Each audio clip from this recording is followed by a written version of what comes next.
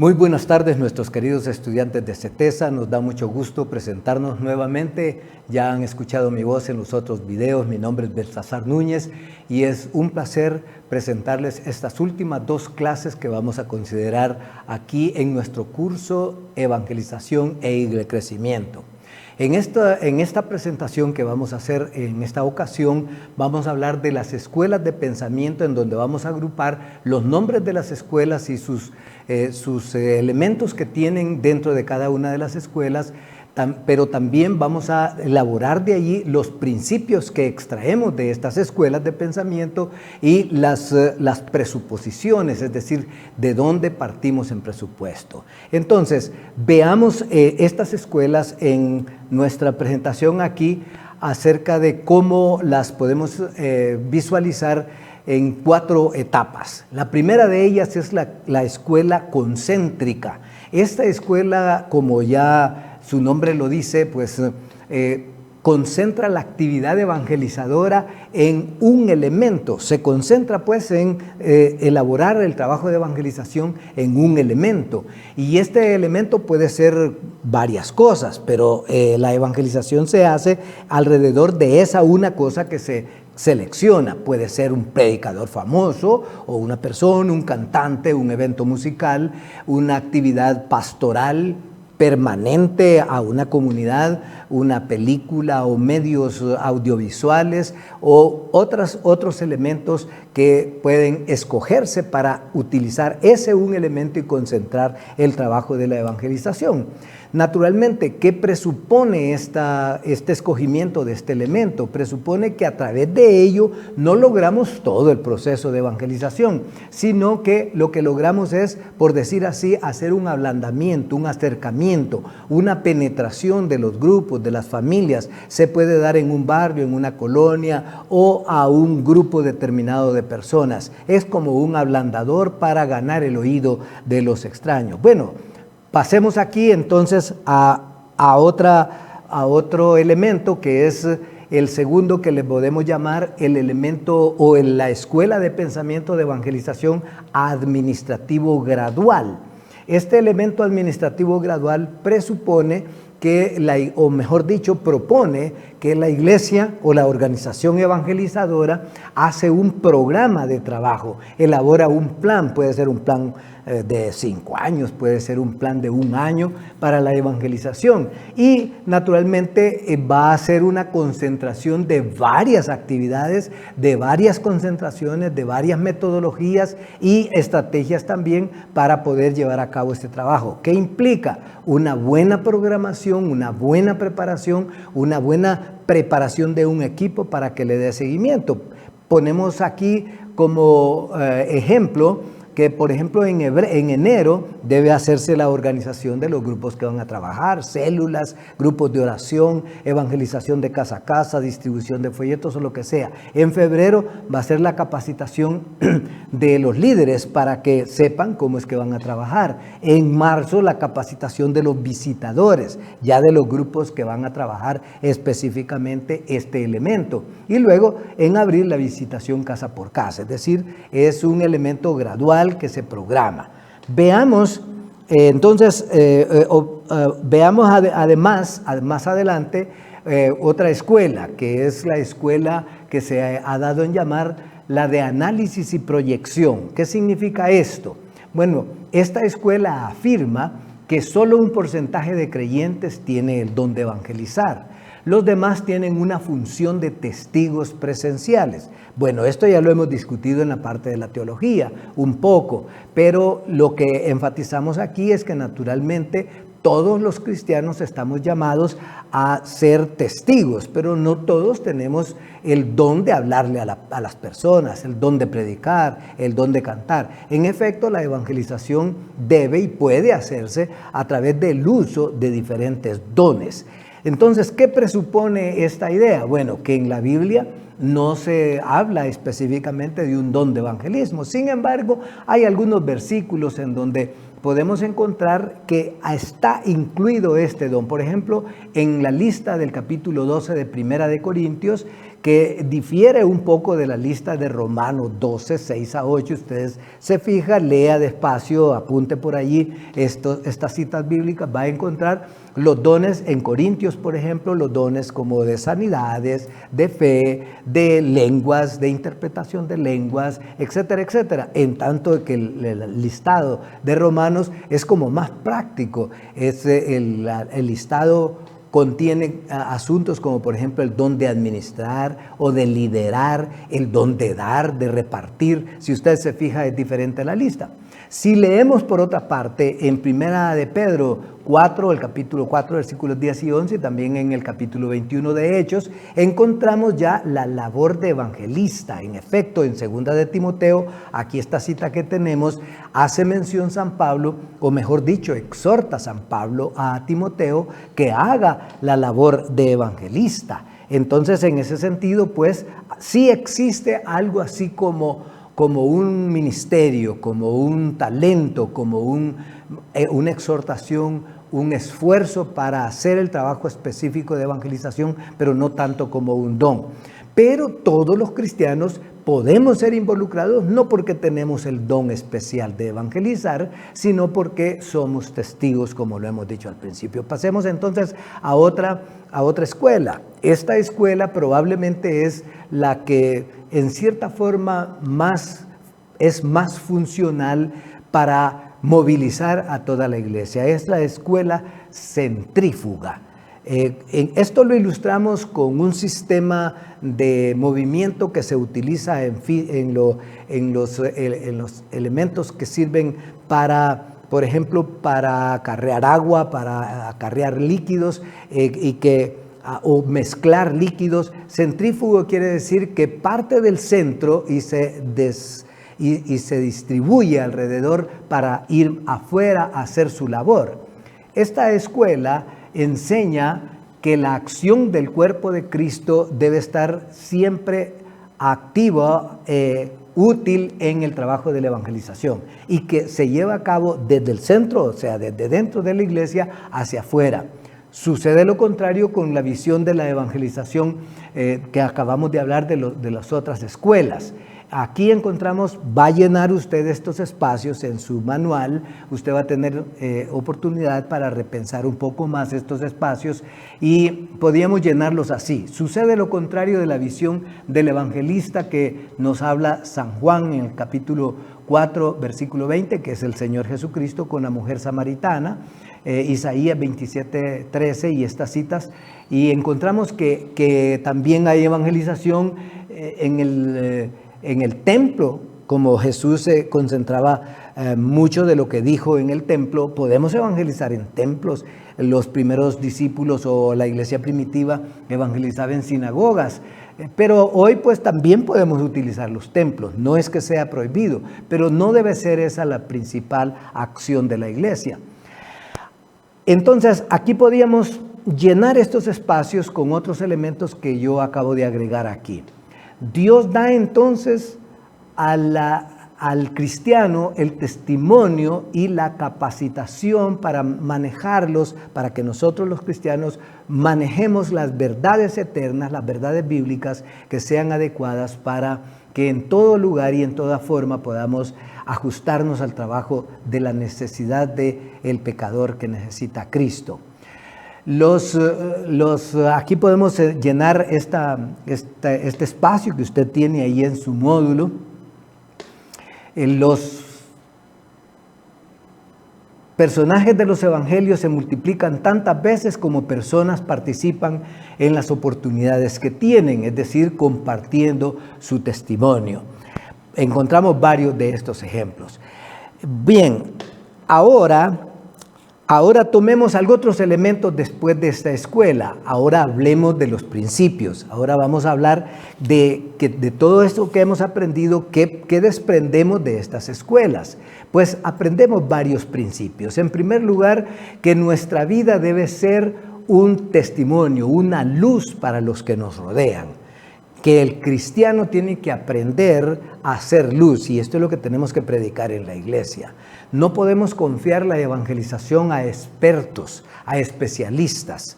No podemos confiar la evangelización a los pastores solamente.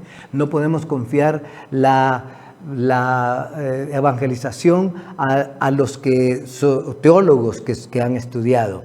Entonces aquí, observemos entonces estos principios aquí para que podamos desglosarlos de la mejor manera. Un segundo principio es que necesitamos que nuestro testimonio brille. Necesitamos pues esparcir nuestro testimonio, contar nuestro testimonio. Además, no debe importarnos qué diga la gente, no debe importarnos que si aprendimos bien los versículos de memoria, o si nos enredamos en la primera entrevista que tuvimos, o si en la primera experiencia de evangelización de repente no hicimos bien, sino que tenemos que depender del Espíritu Santo. Este dicho me llama la atención. No vivas al margen de las actividades evangelísticas de tu iglesia. Tienes que involucrarte en ellas. Confiesa a Jesús con tu vida y con tus palabras. Veamos otro principio. Aquí encontramos el principio de la movilización total dentro del marco de referencia de la iglesia. Como vamos a ver, y tal vez esto lo vamos a repetir al final, la mejor escuela, o mejor escuela, mejor dicho, la escuela que mejor expresa lo que se acerca más a lo que nos enseña la Biblia, va a ser la escuela centrifugista, es decir, que parte del centro moviéndose en remolino hasta que se exparte por todos lados. En ese sentido, pues por eso tenemos el principio número 2 aquí, que es que debemos movilizar a toda la iglesia dentro de su marco de referencia. Yo en una expresión pasada, en una de las exposiciones pasadas, les hablaba de la experiencia del doctor Enrique Strachan, el fundador de lo que hoy se llama evangelización a fondo. En aquel momento se llamó evangelismo a fondo, allá por los años 50, 60. Él se dio cuenta que no podía estar confiando en evangelistas traídos de otros países, en cantantes famosos o en músicos famosos, sino que la evangelización debería descargarse en el trabajo de la iglesia. Esto presupone entonces que todo debe girar alrededor del conglomerado de la iglesia, toda la evangelización. No estoy hablando aquí de la iglesia como el lugar de reunión, sino que debe de girar alrededor de los miembros de la iglesia. Entonces, si encontramos nosotros, leemos estos pasajes aquí en Efesios 4, encontramos que esto es una de las capacidades que Dios quiso establecer en los que Él llamó. Entonces, es una de las dotes que el Señor Jesucristo dio a los miembros de la iglesia. El creyente es la luz y la sal de que habló la persona de Jesucristo, que Dios nos ha mandado al mundo a dar luz y a dar sabor. Además de que la iglesia es el cuerpo y que la cabeza es Jesucristo, y que nosotros como cuerpo tenemos que aprender a movilizarnos como si nosotros fuéramos un solo cuerpo, no que los brazos van por un lado y la cabeza va por otro y los pies van por otro. Pasemos aquí a otro elemento, la movilización total, pero con liderazgo local, con liderazgo de ahí de su iglesia. No está esperando usted que su coordinador, que su junta de directores o su junta directiva o los miembros del concilio van a hacer la evangelización. No, el liderazgo tiene que surgir en la iglesia local, y usted como líder, como predicador, como pastor, debe de aprender o debe de ponerse a preparar a ese liderazgo. Los líderes deben de ser los líderes locales, porque ellos, si va llenando estos espacios allí, que ahí los tiene en el apéndice de su módulo de estudio, los líderes locales son los que conocen mejor el ambiente, la comunidad, conocen las circunstancias, y no hay que buscarlos en otro lado. En la parte B, ellos son las personas que Dios ha puesto para nuestro trabajo de evangelización y para dispersar, para poner en función los dones que Dios nos ha dado. Puede llenar esa línea usted allí para animar a sus líderes a hacer el trabajo de evangelización. ¿Estás dispuesto? ¿Estás listo como para alcanzar el mundo? Pasemos aquí ahora a un cuarto principio que aprendemos aquí. Es la movilización total con objetivos globales. Movilización total. Nuestra visión necesita entonces un empoderamiento, una apropiación de la gran comisión que Dios nos ha mandado. Necesita que nosotros abracemos a la gran comisión. Y aquí podríamos citar lo que usted ya sabe que es uno de los pasajes que más utilizamos para promover la evangelización, que es la gran comisión dada en San Mateo capítulo 28, 19. Bien, entonces ahora vamos a volver a otro elemento que es el que hemos enunciado, que de todo esto que hemos trabajado, entonces vamos a extraer las presuposiciones. ¿Qué se supone que nosotros creemos o que hemos hecho para que esto se lleve a cabo? Bueno, entonces ahora veamos estas presuposiciones. En primer lugar, presuponemos, para que todo esto que yo he dicho suceda, que ya tenemos un campo preparado. Es decir, si vamos a hablar de la escuela centrifugista, si vamos a hablar de la de un elemento, si vamos a hablar de la escuela que prepara todas esas cosas que dijimos al principio, que se concentra en uno de los elementos para la evangelización, tenemos que, suponer que ya hemos preparado esos elementos para que podamos llevar a cabo el trabajo de la evangelización. Entonces, esta es la primera presuposición, que una cosecha abundante requiere de una siembra abundante. Podemos tener una buena tierra y una buena semilla seleccionada, pero la abundancia se va a dar en la medida que abundantemente sembramos. Si sembramos abundantemente, entonces nosotros vamos a cosechar abundantemente, pero si no sembramos abundantemente, no vamos a cosechar abundantemente. Una segunda presuposición es que los cristianos pueden y deben trabajar unidos en la evangelización. Aquí hay un elemento que muchas veces tropezamos con él. ¿Qué significa trabajar unidos? Significa que toda la iglesia debe estar compenetrada de los elementos, de las implicaciones que tiene involucrarse, abrazar el trabajo de la evangelización. Dios nos ha dado a todos los creyentes la capacidad y los medios y los espacios geográficos y espirituales.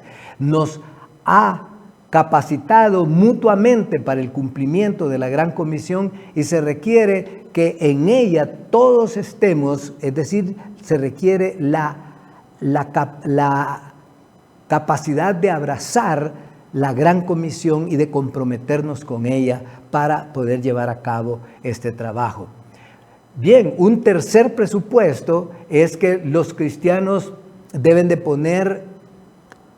conjuntar recursos para poder hacer la evangelización. Decía al principio en el anterior que muchas veces tropezamos con el hecho de que necesitamos juntarnos con otras personas, creyentes por supuesto, tal vez de la iglesia vecina, tal vez de la denominación que no es la nuestra. A veces tenemos algunas creencias que son diferentes, pero para poder llevar a cabo un buen trabajo de evangelización muchas veces tenemos que recurrir a juntarnos con otras personas con las cuales no nos habíamos juntado. De todas maneras, recuerde usted que una parte de la oración del Señor para que el mundo crea es que trabajemos juntos, capítulo 17 de San Juan. Que sean uno. ¿Para qué? Dijo, para que crean que tú me enviaste. Esto también presupone, pues, que si Dios nos ha mandado a hacer esto, entonces Él va a suplir para nuestra necesidad. Miremos esta ilustración de Primero de Reyes, capítulo 17. ¿Se acuerda usted? Es de la viuda de Sarepta. Entonces, Dios suplió que para la necesidad de la viuda de Sarepta, cuando ésta repartió de lo poquito que tenía. Entonces, cuando puso a los pies del profeta lo poquito que tenía, entonces Dios lo multiplicó. Y otro ejemplo que tenemos es en San Juan 6, del 1 al 4. Ya ustedes recuerdan, este es el caso de la alimentación de los 5,000. ¿Qué hubo? ¿Qué había allí? Que había muchos que no estaban dispuestos a dar lo que tenían, pero dice, en la alimentación de los 5,000 hubo un muchacho que dio, sin tocar trompeta, que dio lo que tenía. Los 5 panes y los 2 pececillos los puso en las manos del Señor. Y entonces este es el principio de que debemos de aunar recursos, debemos de juntarnos con alguien. ¿Qué sucedió con él? Que él dio los 5 panes, los 5 panes y los 2 pececillos, pero los demás colaboraron distribuyendo, dándoles al Señor para que levantara en la oración, para que el Señor lo multiplicara. Bueno, seguimos adelante con un número 4, un presupuesto número 4. Una minoría consagrada puede causar un gran impacto. Y aquí tenemos dos ilustraciones tenemos.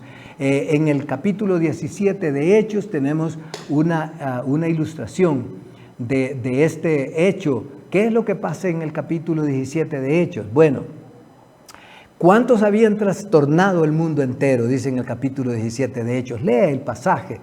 Claro, el versículo 6, pero todo el pasaje había llegado a Atenas y después se fue a Corinto. Y después, ¿qué decía la gente? Estos que trastornan al mundo también han llegado acá. También han llegado acá. Y la última ilustración es la ilustración del caso de Gedeón en el libro de los Jueces, capítulo 7. Lea toda esa historia. ¿Qué pasó con Gedeón? Llamó a la batalla. Esta batalla, pasemos esa batalla de Gedeón ahora a nuestra responsabilidad de la evangelización. ¿Cuántos se reunieron en el ejército de Gedeón? Si usted suma los que se reunieron, eran 32,000, una cantidad supremamente importante. Entonces, ¿qué pasó con esos 32,000? Les dijo el Señor, vaya, diles que si tienen miedo de ir, que mejor se aparten. Y Gedeón fue y se apartaron 22,000, imagínense. De 32,000 se apartaron 22,000, quedaron 10,000. Y de esos 10,000 les dice, no, son muchos todavía, hay que decirles que hay que llevarlos a las aguas y todo eso. Y de los 10,000 fueron llevados a las aguas y solo quedaron 300. Entonces, ¿qué es lo que nos enseña esto? Bueno, entonces, ahora vamos a concluir diciendo que todas estas escuelas de pensamiento, que todas estas ideas en los principios que hemos extraído y en estos presupuestos que hemos estudiado aquí, que es producto de otras personas que han estudiado el fenómeno de la evangelización, significa que nosotros no tenemos que esperar que todititos en el mundo tengan que acompañarnos para hacer la evangelización. A lo mejor Dios está llamando a un ejército pequeño, como en el caso de un muchacho que dio los 5 panes y los 2 pececillos, o de estos 300 soldados que fueron al río y tomaron el agua y de esa manera sirvieron para vencer en la batalla. Dios está llamándole a participar a usted en este trabajo de la evangelización. Que Dios les bendiga. Bueno.